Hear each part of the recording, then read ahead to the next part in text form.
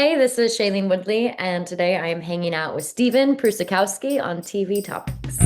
Hey, where's the remote? It's time for TV Topics. Welcome to TV Topics, Shailene. Thank you.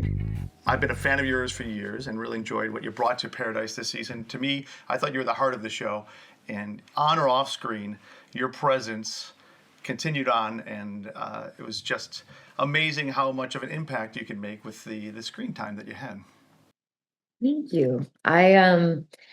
It's so wild to do something and then, a year later have it come out and have the response be what the response has been with this. It was just such a special experience. I came onto the project very late, meaning I had between the time I was cast, I had a Zoom with Dan Fogelman, and the time that the cameras were rolling, it was 7, 8, 9 days. It was very short.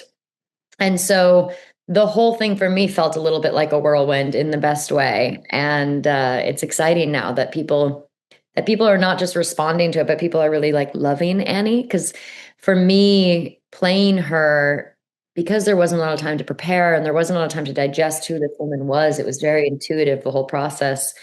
I learned a lot from her, maybe more than I've learned from other characters. And it felt kind of like a meditation playing her, because the first 2 weeks of filming was just me in Graceland. And so I really got to play with the sensorial experience of an environment instead of bouncing on and off other actors, which felt quite theatrical. Like it felt like we were doing theater in a way.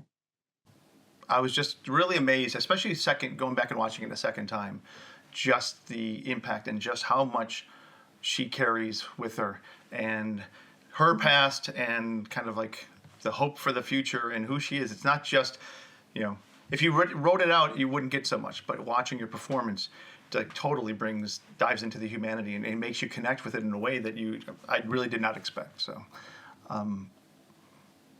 we will go back into that. I do want to start with some TV topics first. Right. Just remember, there's no right or wrong answers. There's no pressure. It's all just a bit of fun.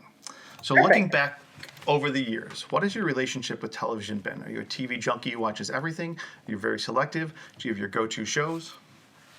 When I was growing up, I've said a lot, we didn't have a TV. We did have a television, but we never really, it wasn't a big part of our household. Like TV wasn't, if my brother and I had free time, we generally weren't watching television. Maybe he more than I. We were outdoors or camping, or we just grew up in a home where the arts weren't a central focus of our family. And it was ironic because I was a child actor. And as I got older in my 20s, I still didn't watch a lot of TV because it hadn't been ingrained in me. It wasn't a habit. If I had free time, I would read a book. And I actually remember getting a little bit of trouble. I think I was at the Emmys one year and they were like, "What TV shows do you watch?" And I was like, "I don't really watch TV." And afterwards I was like, "Oh, maybe I shouldn't have said that at the Emmys where we're celebrating television."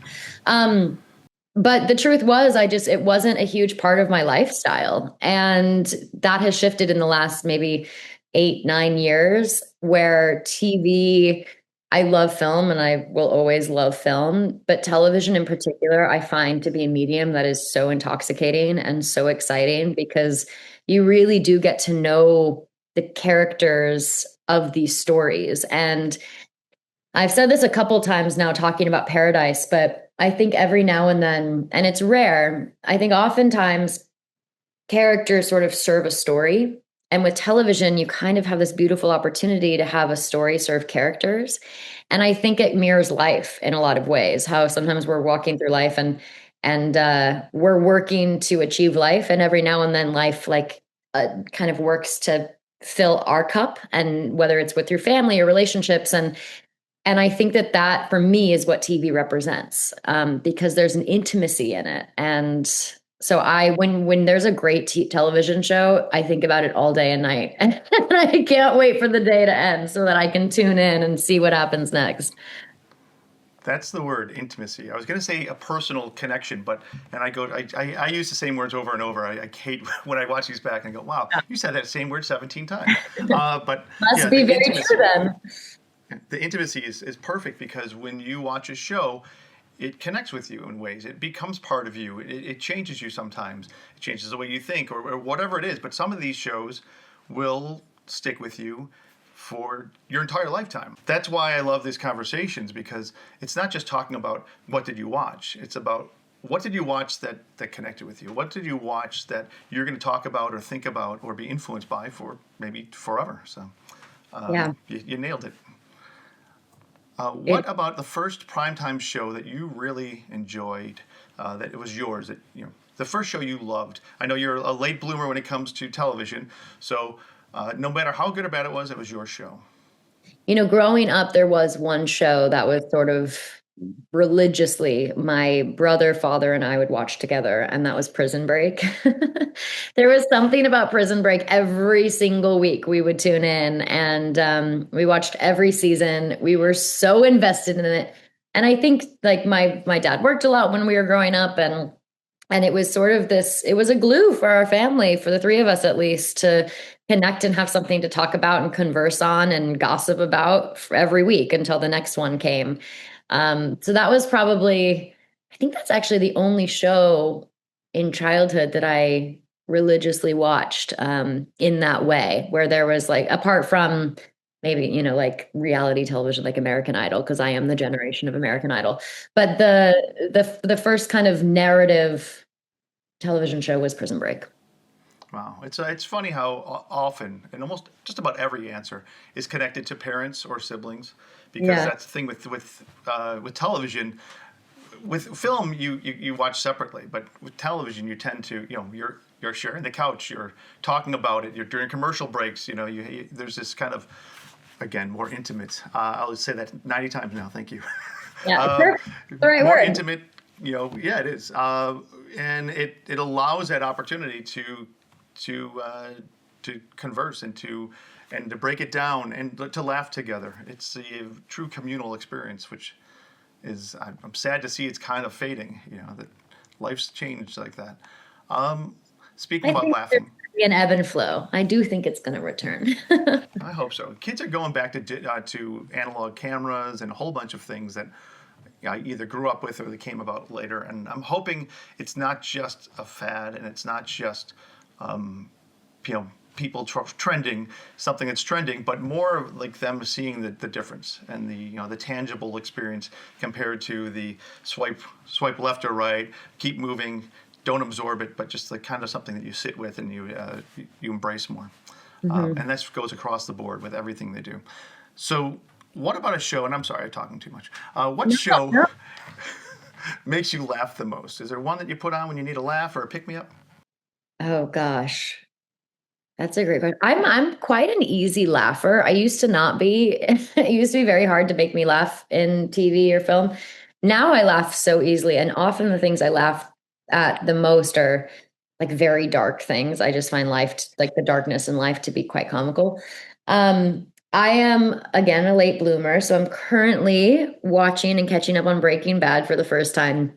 And I laugh my ass off every episode. I mean, it's so dark, and I think it's so funny. Maybe because I grew up in the suburbs, so there's things I recognize from my own experience. But I just think Breaking Bad is phenomenal, as does most of the world. Obviously, I'm just late to the game, but I find it very funny. That is the first time I've had that. And Breaking Bad comes up very frequently, but never in the Comedy. funniest It or is make me laugh. so funny. It is so funny. Like, I don't know. I always feel like people pitched it to me as sort of this like very dramatic and I'm like, nobody ever told me it was a comedy. How far are you into it? I'm just finished season 3, so I'm on season 4. Okay, I think it takes a darker turn, which is the I'll great thing laugh about the even series. more. Pardon me. I'm sorry. So I'll just be laughing even more. You'll be hysterically laughing. Everyone's like, call call somebody quick.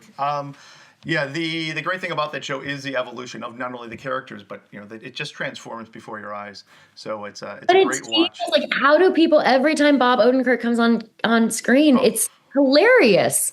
It hmm is he's so funny, and I think the reason why I find Breaking Bad to be so funny and absurd is that it's so it's so real. And I think that, you can only make fun of and find humor in the things that for me feel like incredibly real. And that's why I find it funny. These sort of absurd characters that are just a part of the human population, just Sure. like the rest of us. Yeah, I agree. It is. It's definitely funny. It's just doesn't usually sit in this, fill in this blank on the questionnaire. Yeah, yeah. If you want to see more fun, and by the way, Bob Odenkirk, genius, and you have to watch Better Call Saul. That's Incredible. nice. Yeah, I that'll I be nice. I mention it just about every time. And also check out Bryan Cranston's work in Malcolm in the Middle. I was surprised. My wife and daughter are watching it. Hilarious. Like across the board, that cast, hilarious, and still Yeah, kind of dark. So you might actually laugh at it. right up my alley. Oh well, we talked about laughing. What about crying? Do you cry during TV at all, or get moved a lot? I do. What have I last cried in? Um, I just finished the second season of Beef, and I did cry a couple of times. One of the last scenes in the final episodes with Kaylee Spaney. I pronounced her name right, right? That's how you say her name. I'm not sure. I'm I, terrible with name I think that- pronunciation. I think that's how you pronounce her name. There was just this delivery and this performance that she gave that felt so real, and the writing of that show I find to also be so truthful and honest, even in its heightened absurdity, which again just feels so real to me. It got me, and I got a little teary. I got a little teary with that. I also remember crying in Escape to Dannemora. I don't remember when exactly, but that show also very much affected me. I mean, for me, that both I think are excellent answers. And Escape to Dannemora, I believe one of the things that hit me was the Paul Dano character, his fate, and you're like, you're just like, no, go, you're praying, and you know where it's going, and when it goes there, it's torture. Yeah. Okay, well, what about an iconic TV character that you would like to play? Any role, there's no rules. What shoes would you like to step into? That's a great question. Um, that is such a good question. Of all the television shows that I have loved and watched, um, gosh, I don't know. I know I also repeat the same answers over and over again, but I find the TV that I respond to the most is heightened, but only heightened because it is real. And um I don't know if there's like one show that I'd say, "Ooh, I really want to play that particular character." And also, I'm still catching up on all of the greats. I'm sure once, like I haven't watched Ozark yet. I'm sure once I watch Ozark, I'm gonna have a new answer. Um, but I think anytime there's an opportunity to embody someone that is so wildly different than who I am is very exciting to me. And it could be applied to really so many. It could be applied to Brian, Walter White. It could be applied to um uh what's her name in Severance? Oh, Uh I Shiv? forget what. Shiv? Is that her name? She, Shivani? she's Sarah redhead. Snook? No, Severance, not Succession. Oh, no, Always get mixed Brit up. Lauer. Yes. Yes, like that character I think is so interesting and strange, but also unique. And so I don't know that I have an answer for you. I know that's quite boring. I also think it would be really funny and fun to do something like Modern Family, that's just so big and out there. And you see these characters over and over and over again making these mistakes and just continuing to kind of go down their path. It's a non-answer, but No, I love it. all like embodying someone that is just very different than me. I love it. I don't need a specific answer. Like I said, no right or wrong answers. But you give me an idea of what you're looking for, and like, and you and that Weird. type of. Pardon me. I said I look for weird. I look for kooky. I think especially now at this point in my life, I'm 34, and there's like a certain, I'm one of those people who really enjoys getting older. I love aging. I find it to be so exciting and thrilling from an artistic perspective because I just have so many more experiences that I can pull from and life that I have witnessed. And so as I get older, the weirder, the more attractive to me. The more kind of off kilter, while always remaining honest and grounded, but something being a little bit off or something being a little bit strange, I just find so delicious and yummy because those are the people in my personal life that I'm the most intrigued by. I'm like, why? Who are you and why are you making these choices? It makes no sense to me, but at least you're different. At least there's something about you that's like, engaging and not just kind of monotonous. Yeah, the perfect life to me is a perfect bore. And I always think people who are like, oh, we need to have everything, everything's perfect. And I'm like, no, I like to get thrown into it in every situation, get thrown into the Right. mix and kind of feel it out. Let's hop into Paradise for a few. When I started watching this, my daughter's like, oh, I know her.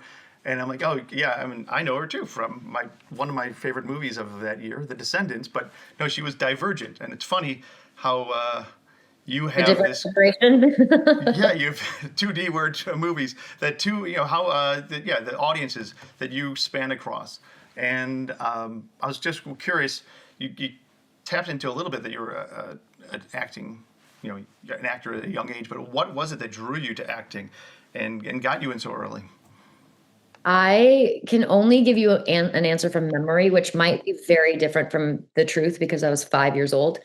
But my memory is that, it was the 90s. We were living in a place called Palmdale, which is not, especially in the 90s, it wasn't the sexiest of places to live. And there were a lot of tropes around Los Angeles at that time where these sort of agents or, they'd be kind of called sharks would go around and be like, your daughter, your son is a brilliant, beautiful movie star and pay $500 and get acting classes or whatever. And that kind of happened to me with my parents. And my memory is that I overheard it and then like bugged them about doing it. And both my parents are psychologists, like they were like acting. I don't, it wasn't something they pushed me into at all. And they were like, look, that's a lot of money. I think it was like $300 or $400, something like this. That's a lot of money. And if you're going to take the classes, then you have to commit to the course. After the course is done, you don't have to do it anymore. You can do gymnastics or whatever you want. But if we're going to invest in this, you just have to do the thing. And so I did the 6 weeks or 4 weeks or whatever it was of acting classes, and you get the little headshot. And I just remember loving the experience of acting. And it's something that I wish was more focused on for children in like public schools, because at that age, it gives you permission to be wild and free and weird. And there's no judgment. And because you're a child, you're really just like invited into a land of make believe. And it's exciting and it pushes you to be like less shy. And for me, it gave me a confidence in play. That was it. There's no pressure, nothing other than play. And then I kind of like the teacher happened to be an assistant in an agency and it just kind of progressed. And my parents, to their credit, were so supportive and wonderful. And I had three rules growing up in order to stay an actor. I had to stay the person I was, do good in school, and have fun. And that last one of having fun, I think, is the reason why I still am acting today and why I love it so much, because it was always about the experience of being on a movie set and the experience of intuitively kind of feeling or channeling emotion or experience walking, in someone else's shoes and expanding empathy and compassion. And that's what drove my passion for acting versus, I was 18 the first time I saw what I would consider Hollywood with The Descendants. I'd been acting for 13 years and had a lot of success up until that point. But it wasn't until then that suddenly I had people going, you need a stylist and you need a makeup artist and you need to do press training so you can talk to journalists a certain way. And it was such an odd experience to have done something for over a decade that I loved and knew very intimately, and then see this other side of the coin that was very much kind of like the machine, the engine behind arriving on a film set. So I think a lot of people experience it backwards. I think a lot of people experience it first, sort of from this fame perspective. And because I was just so young and sort of sheltered from it, I got to experience it from maybe more of like a craft or like uh, an experience of learning through the process, learning what it is like to be an actor by simply kind of just doing it. When you saw the other side of the coin, did that was that a negative thing for you, or did you just kind of roll with the punches? No, it was. I mean, I was very, very blessed because I had George Clooney and Alexander Payne as my guides. And I use that word very deliberately. They were my mentors, they were my protectors. They're such, to this day, just such embodied.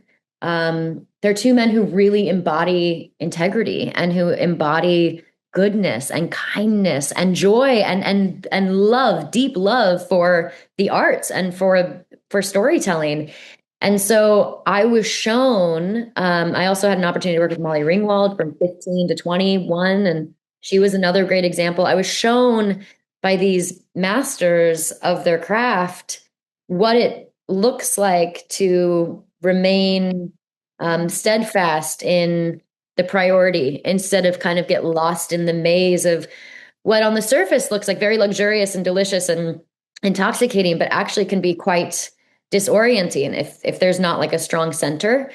And so I feel very protected, and I felt protected when I was going through all of that. I remember once I had a stylist during the Descendants press. We were at the BAFTAs or something in London, and she was like, "You need to wear this dress because it's Dior." And I didn't grow up. We didn't grow up with money like Dior. I had never heard of Dior at 18 years old. And I remember putting the dress on and feeling like it did not represent who I was, that particular dress. And I said to George, I was like, I don't know, like I feel weird, I feel funny, I don't feel like myself. And he's like, then don't do it. And just to have someone who gave me permission to go, like, it's actually more important for you to remain who you are than it is to try and be something someone else wants you to be.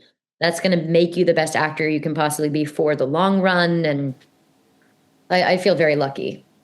Well, that's great to hear because I love that film. I love your work and I love George's work in it, and to have that little kind of positivity, like behind the scenes instead of hearing the horror stories, hearing like this kind of positivity connected with it is just going to make me enjoy it more and hold it dearer. So, let's get into Annie. Talking about dealing with changes. Her life is constantly a storm. Her mother's loss. The effects of it on her later on, leaving med school, losing her only friend in this isolated world, and being then alone for like about 2 years, I think that it was. What drives her? What keeps her from giving up? Because early on, I'd say, you know what? Just, who cares anymore? You're sitting there isolated. You're sure you're in Graceland, but why? I thought about that a lot. And we were very lucky. I think the first cut of that episode came in at like an hour and a half or an hour and 20 minutes is what I heard. Um, it was very long. We kind of shot this mini movie. And again, the first couple weeks on set, it was just me and the directors and the crew. And so although it was the second season of something, it felt like this isolated experience because Sterling hadn't arrived yet. Um, and the directors, John and Glenn, were so generous in their filmmaking style by means of letting me kind of play. And that was the question a lot that we all were asking and experimenting with was how does one not lose their sanity under these circumstances? And why does she continue? And I think for someone like Annie, and she says it I believe it's in episode 4 to Xavier, but she says, I was alone long before the world ended or long before this tragedy happened. And I think that's real for a lot of people. And in my own life, I've experienced loneliness in different, obviously very different ways than Annie, but loneliness is this very relatable feeling that I think can either take someone down or can serve as a reminder of resiliency. Because within loneliness, there can always exist a hope for something better, a hope for the antidote of being alone. And to me, that was what kept Annie going. And we did a lot of scenes playing with Elvis and playing in Graceland where, I'd kind of talk to a framed photo of Elvis or I would just touch something of his. And And there was this intimacy, there's the word again, but there was this intimacy between Annie and Elvis of, here was this man who had everything he could ever want, and yet in his own way was trapped by his circumstances and was incredibly lonely, even though his environment contextually was very different than Annie's. And so, even though it didn't make that into episode one because it was too long, the relationship between her and Graceland for me as an actor was what gave her the power and the willpower to want to keep going. Almost like she owed it to herself, and she owed it to Elvis, and she owed it to her mom and Gail. And oh, sorry, that's my cat being crazy. So yes, that's the answer. I think it's fantastic. I never put that connection between the isolation of the Elvis. He's everybody, but he is nothing. And she has just nothing, but also finding that will to continue. Nothing, but she had him. Like there was this really beautiful kind of romance without intimacy that we played with Elvis and her. Again, even though it's not in the episode, it gave me the backstory to understand why she survived. Yeah, I mean, they should put that on the DVD. They don't have DVDs anymore, but put that somewhere, because I think that little bit of insight. Well, actually, we're putting it somewhere now on TV Topics. So hopefully people find this and hear it, because I think it does give you inside of our head a little bit more in a way that's not just kind of making things up, but her embracing the environment and the not the symbolism, but what that environment meant, not only to her but to so many people who connected with Elvis, who felt lost with Elvis. So let's go into the moment that Graceland is invaded. I thought Annie was doomed. I was like, this is not going to go well. And then she's as resilient as she can be, rolling with every punch and kind of taking command, even though it's multiple men, out muscling her, outpowering, still kind of controlling the situation. And I just thought, what a great role model for, in ways, for my daughters and kids growing up who, watch this character and see that, okay, I'm not going to bow down to the powers that be. I'm going to kind of take control of the situation as much as I can and try to steer it the right way. I wondered, when you pick a role like this, do you take that into mind? Do you take into how the character can be a role model, or what the character can say to the upcoming generation or all viewers? No, because I think that when I play a character, it feels very important to keep it intimate between me and the character. I think the minute that if I were to craft someone so that she could inspire or move others, I think that I would lose a connection, like a very deep, truthful connection to her, because suddenly it's for others instead of for herself. And then ultimately, for me going into choosing projects, I do always hope that there is some sort of underlying message that people can relate to, that make people feel inspired or a little less alone, or that make people laugh or make people angry. Just as long as we're feeling something, I think that, we're on the right track. And Annie, to me, that scene when the men arrive, we had lots of conversations with the filmmakers and Thomas Doherty and Dan Fogelman about how do we sell this without, because if there was a woman alone, if I was alone in a house and 6 men, burly men rolled up, the first thing you're thinking is like something really awful is going to happen to her. That is just like the truth that women walk through this world with, and the fear that women walk through this world with. And unfortunately, it's a very real fear.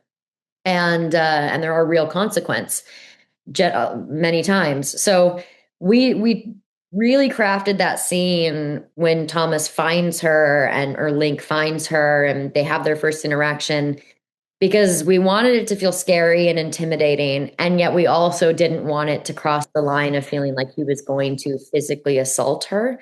And so there was finesse in it. And I think that we did a great job. And I think the way that they edited it was really smart, where you feel the threat in the beginning and very quickly you realize that actually this is a safe environment. And then you get to watch this woman choose on her own terms in her own time how to approach it. And she has agency through the process.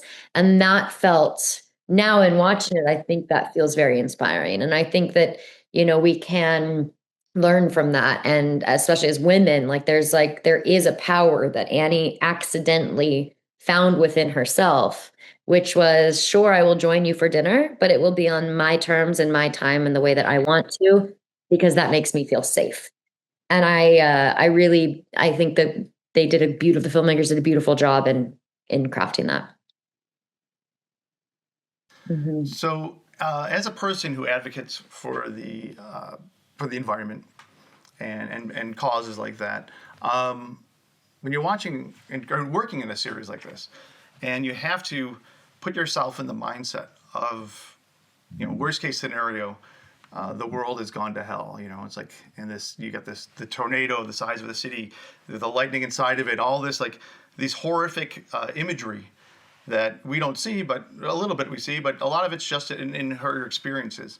I was wondering, is it difficult to stay in that mindset to be, especially in this world when you turn on the news and it's a horror story just about every day, but then you have to go to work and then kind of go into that world and be in the mindset of living in a world that probably has seen its best days. Yeah, I mean, in a way, there was actually, for Annie, there was a lot of comfort in being alone, even though it was lonely. I think that the reason why she chose not to go with Link, the reason why I believe she chose not to go with Link, because I'm sure we all have our own interpretations, um, is because by staying at Graceland, even if that meant dying alone, it meant she was in control because so many factors of her life were out of control. Her mother passing, her feeling like she couldn't complete med school, Gail's, the way that Gail went. She had all of these external circumstances forcing her into situations that made her feel and experience a lot of suffering. And so by choosing to stay, at least she knew she was going to suffer and she was in control of it. However, in the end, she realized that actually living sometimes in the discomfort of the unknown, there's so much beauty in that and so much potential. And that's what I believe she passed on to her baby, was this hope and belief that good can exist even when it looks like it's impossible. And so, to your question about whether me going to work every day felt heavy because it might mirror some things that we're experiencing in the current world, um, the answer, I guess, would be no, because I found there to be a lot of hope in paradise. And I found that I think that, I've spent a lot of time around in a lot of different communities and in and out of my own life where when there's great suffering, there's also great potential for deep love and deep support if you have a community around you. And I think it's one of the master messages of this show is that goodness exists in the human heart. And when we're forced in dire situations, we either go destructive or we go very inclusive and supportive. And Paradise is a great example of what both of those things can look like. And for Annie, she existed within the realm of this like very supportive group of people. Like her relationship with Xavier is such a gorgeous love story, but it's love experience without physical intimacy. And how rare is it to have the opportunity to see that in television or in film? So no, I found there to be a lot of hope and a lot of inspiration. Okay. Well, that's good. I mean, I ultimately did as well, but it's difficult to see when you're watching, and we're going to go into spoiler territory, but when you're watching this character that I did not expect to lose her at all. And then so early on, and in such a powerful way, it hit me from, well, one thing is you're playing my wedding song, but also the difficult birth was something that I never shared this before, but something that my wife experienced, and I thought I was going to lose her. And excuse me, sorry.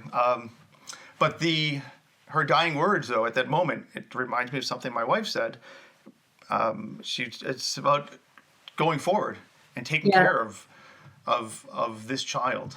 And it's not about woe is me or somebody help me. It's you know this is the next step. This is the next step of the journey, and you got to carry this forward. And it gave me the chills watching it. It had me in tears. It was just such a beautiful thing. I was wondering what it was like shooting that scene. What is how do you get into that mode, and what were you feeling? Okay, so going into this scene, I have I have yet to give birth, and I have yet to die that I know of. Um, so oftentimes when I play characters, I try to pull on something that has happened to me, whether like that's closely related, even if it's a little bit different. And in this situation, I couldn't. There was nothing that I have experienced in my life that could be compared to death or childbirth. And I've been fortunate enough to be in the room of some very close females in my life who have given birth. So I've seen kind of that raw emotion up front and um, viscerally experienced it. But my main objective with it was to, I guess, kind of like physically embody and pretend, like do make believe in its core essence of what the experience must be to birth a creature with so much unconditional love into the world and then take my last breath. And the thing that felt the most true, and it was already written, first of all, the writing of the show is so good that reading the pages made me cry. Reading the pages made me weep and feel. So there's not a lot as an actor we have to do when you have such incredible words in front of you, and also a director who, Ken Olin, our director of that block, who is so generous again in his filmmaking, gave us the space to really be present and play and find different colors. But, Sterling and I, we kind of blocked it out. We decided physically where we would be in space with the director and some of the other actors. And then we kind of just went for it. Like the crew got really quiet, and I I tried to just do what I imagine I might do in that circumstance. And I know that's a kind of maybe a boring answer, but I was nervous going into it because there was no way to practice. This isn't a scene like I can practice in my apartment and my neighbors would be like, what's going on over there? Um, it was a scene that really just had to exist in the moment and on that day. And I felt Sterling's strong and warm, loving body holding me, which then gave me even more permission to be further in the progression of vulnerability. And we had a real baby on set, and seeing that baby and seeing that baby crying and imagining like the love that a mother must have for in that moment. Because there's so much adrenaline and there's so much tunnel vision on just like, is this creature okay? That to me is the purest example and form of love. So I guess I kind of just tried to channel all of that. Well, that's not a cop out at all. I mean, I think you nailed it. I think you had me so connected to it, and just like I forgot it was TV for a few seconds, and so that's the ultimate, is when you totally lose yourself and you're like, again, you're like, don't. This is not where we're supposed to go, and watching it and watching her kind of bravely push through, it was just very moving, and bravo. So, when that scene ends, does everyone cheer? Do you hug? It's like, I remember getting in my car after that day. No, I think like when the scene actually ended, I think everybody was just kind of like, poof. And I remember getting in the car at that day and calling the person that I was dating at the time, and just saying like, I am so present. Like I felt so present because again, like the adrenaline of having such an emotional experience, really, it kind of cuts through all the bullshit. And I feel this way in my personal life if I have like a big cry or something, but there's something about emotion that I think gives us the ability to just be. And that's what I felt after. Like I felt tired, but I really just felt like I I felt like I was on some weird drug that gave me like incredible hypervision and stillness in my mind, if that makes any sense. Yeah, I mean, again, bravo. I thought it was amazing. I have a ton more questions. I want to know your favorite Elvis song. I want to talk about the joke because I love the dad joke. But we are running short on time, and I do want to close out with these TV topics. So again, congrats on your work on this series and the fact that you're hearing so much about it. Uh, it proves just exactly how many people you've touched. So congrats on that. Thank you. So Thanks for a beautiful conversation. Oh, thank you for the work inspires it. Without the work, I have nothing to say. So I'm not going to talk BS unless I'm touched or you made me laugh or you made me cry or something. It's when that human connection comes through the TV, that's what inspires me to have these conversations. So, all right, let's go into the less serious, but fun, I hope. TV topics. You grab your remote control and the genie comes out, and the genie offers you a TV-based wish. What TV show do you want one more season of? It can be a prequel, a season added at the end, somewhere in the middle.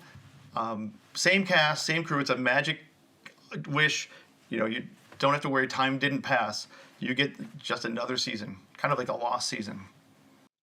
I mean, the first thing out of in my brain is Beef season 1. And I loved Beef season 2 as well, but Beef season 1, like those characters, I wanted more of. And I knew that it was this one thing and could never be what it was apart from the limited snapshot into their lives, but I loved it. Great answer. Yeah, I think it ends in an emergency room, right? Or like a hospital room. It was just so insane in the best way. And also to feel anger like that. I think anger is really such a fascinating emotion and oftentimes is not explored the way that it was in that particular season. I want more. I agree. It's one of those things you want it. Yet I'm happy where I'm kind of happy where we ended, but I would like to see like 5 years from now. Where do what are the relationships? Because, but it does kind of plant that seed and lets you create your own. But yeah, excellent choice. All right, how about a favorite theme song, one that you cannot skip? And if you want to sing it, you get an extra gold star. It has to be from TV. Yes. It can be anything from TV. It doesn't. I've had everything from The Lone Ranger to Friends comes up quite often, but I was gonna say Friends, but only because I know that song is so iconic. That's a great question. I don't know that I have an answer for it, to be honest. I listen to a lot of soundtracks and scores, but they're often from movies. I need to maybe update my TV music library. I don't know that I have an answer for that. There's not one that you don't skip when you watch. Every single time you go to the next episode, you have to watch the intro. Oh, you know what? I liked the intro a lot to Game of Thrones. Like that also iconic. Can you hum it or maybe this is really awful and conceited to say.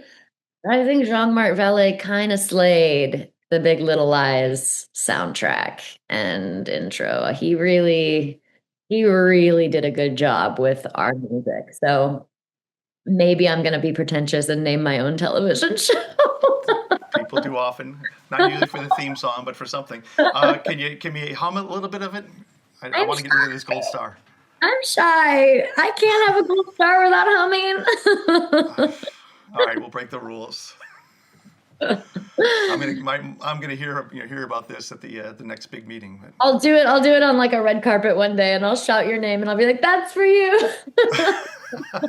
Well, thank you. Yeah, I'm the same. I could never do it, but it's fun when I had people jump in and just start singing, and I'm like, I didn't finish the question, and they're boom. So how about TV death that you would stop if you could? Well, it's not a TV show yet, but they are making a TV show about it, and I'm already going to be frustrated if this person dies. I actually don't know much about. It's if Sirius Black dies in the new Harry Potter television show, I will be so upset. But I am now realizing maybe it's not the same characters from the Harry Potter universe that we know. I don't know exactly what that television show is going to be, but if there is a Sirius Black and if Sirius Black dies, I'm gonna have an issue with it. All right. You have a future death that you want to save. You're going to the future. Time machine time. All right. Yes. How about the greatest moment in TV history according to Shailene Woodley? Oh gosh.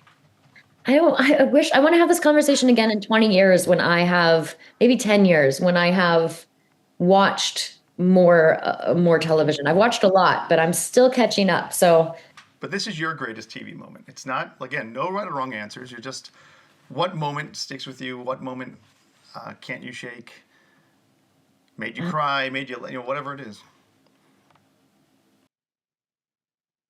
that's a great question. Sorry, it takes so long to answer. Um,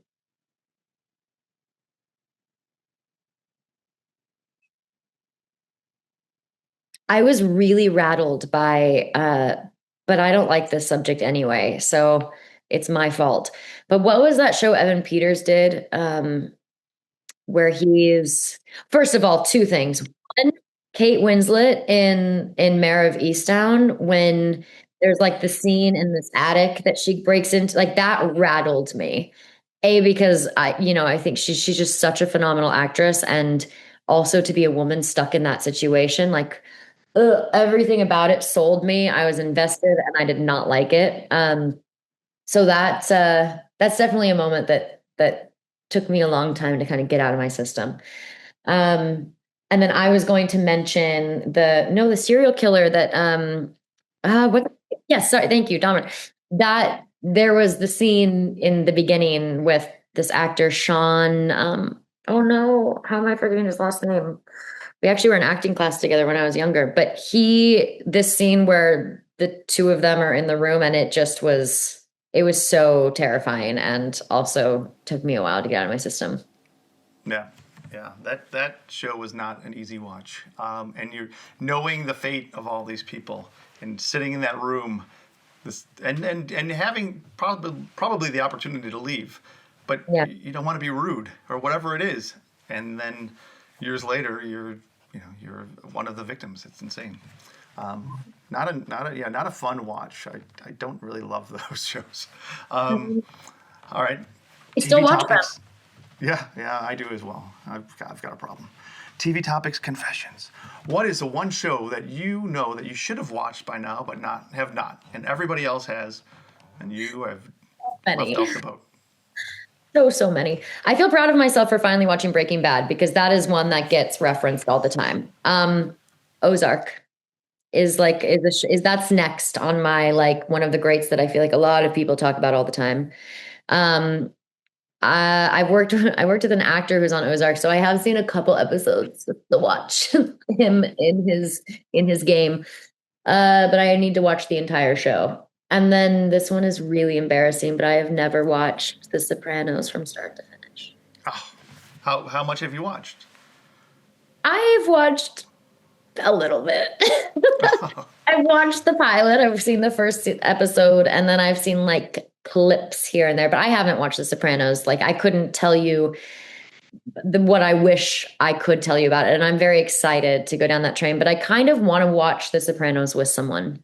I think that's a show that I've been like holding out to watch with like a best friend one day when they finally have enough time and we can dedicate ourselves, or a family member, because to me, I need a buddy because I know it's going to be great. Well, I highly recommend it, and go in. Yeah, I think it's like we mentioned earlier, TV's for sharing. So that's a great show to share because I think you can. It's not not interpreting it, but just enjoying it together. So yeah, find a friend, and until then, 4 Hail Marys is your penance, and then catch up on season 1. Yeah. And we're good. You can skip the Hail Marys if you want, but you do have to watch the TV. All right. 2 last questions. 4 TV shows that make up your TV Mount Rushmore. This is your personal Mount Rushmore, not going to be judged on it. Just 4 shows that connect with you, that move you, that that will stick with you forever. This Is Us. That definitely. There's some things that really. And I've been very lucky now to know the people behind it. Um, uh, Beef. Honestly, I really, I really love that show so much. Um, Another one. You know what show I really liked because it was just so easy to watch and enjoyable to watch, and I thought was just so fun. Um, I don't know if it's a Mount Rushmore show, but it's a show that I haven't mentioned yet that I really enjoyed, which is it's with Kristen Bell and Adam Brody. What is the name of that? Oh, nobody Nobody Wants This. wants this. I thought it was just so enjoyable. I really liked that. I don't know if it's my Mount Rushmore, but that's a All right, side note. Maybe it's we'll tell my the best sculptor to hold off on tourist that. that goes to visit the Mount Rushmore. Um, I the other two, the other two might, the other two might be like, let's pause and fill in this gap later on. Growing up, I really loved S Club 7, if you remember that. Oh, I remember that. That might have to be in there for shaping some of my childhood. That has to be in there because no one else has mentioned it, and maybe never again. So, Like that S Club 7, that's so Raven. Um, what else? I know we're gonna end this and I'm gonna be like, no, why didn't I say that? I also already mentioned this show, but I think Ben Stiller is such a phenomenal filmmaker, and I loved Escape to Dannemora. I thought the acting, the directing, the score, all of it, I was just a big fan of. That might be a well, if you come up with a new one, you can reach out on social on Instagram or something and share it there. But okay. if Beef season 3 happens and they are casting and you're on Wait, board, right? limited series, like, or were there like 4-part series? It's like 4 or 3 episodes of one thing. Does that count? Yeah, sure. I thought the documentary series about, again, it's not narrative, but I thought the documentary series about that cult in upstate New York was ripping. Oh, the um, cult. I yeah, thought you were is it? talking about a colt. I'm like, a horse? Yeah, I this. don't know this. No, it was maybe it's called The Vow, or it was in 2020. It was a COVID. It was one of my COVID shows that I watched, but that I don't know if that counts. But that might be up there No, too. it counts. It Something. counts. I'll have to look it up though. I don't know it. So, Oh, you but definitely do. It was about that cult in upstate New York. I'm messing the name up, I'm sure, because I'm not great with names. But it had a few episodes kind of leading into the, the sticky web of what this cult represented.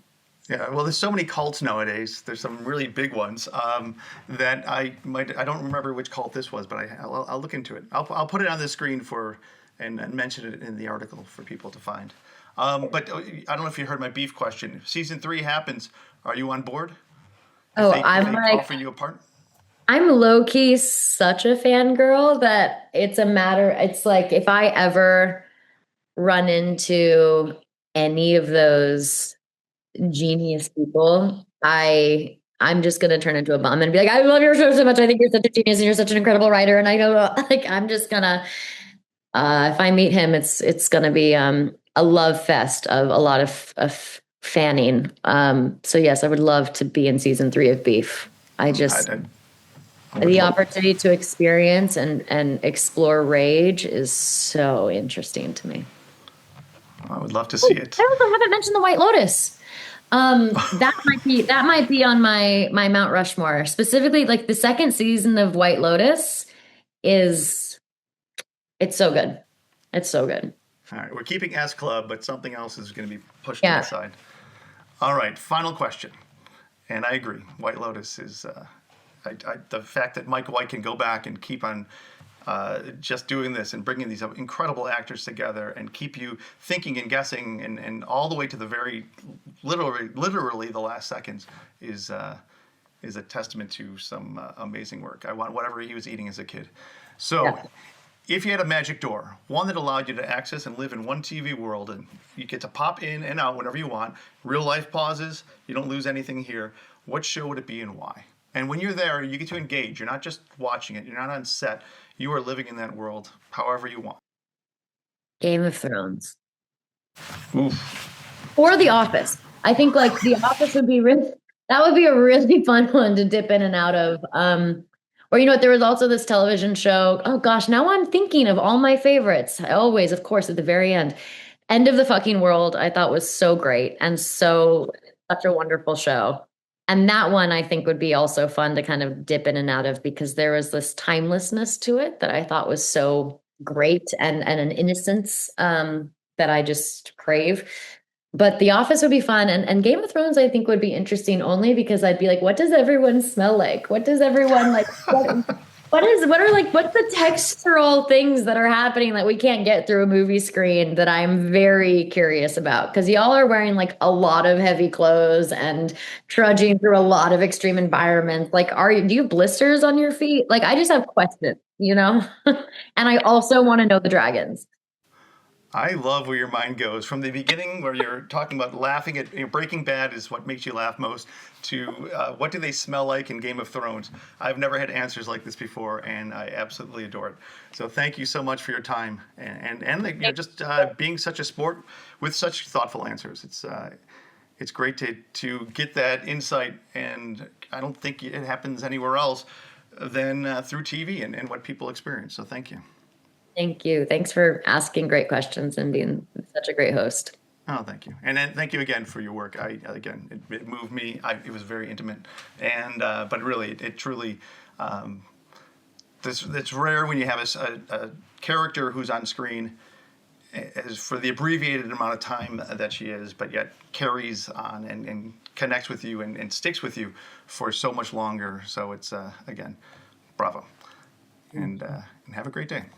Thank you. I will. You too.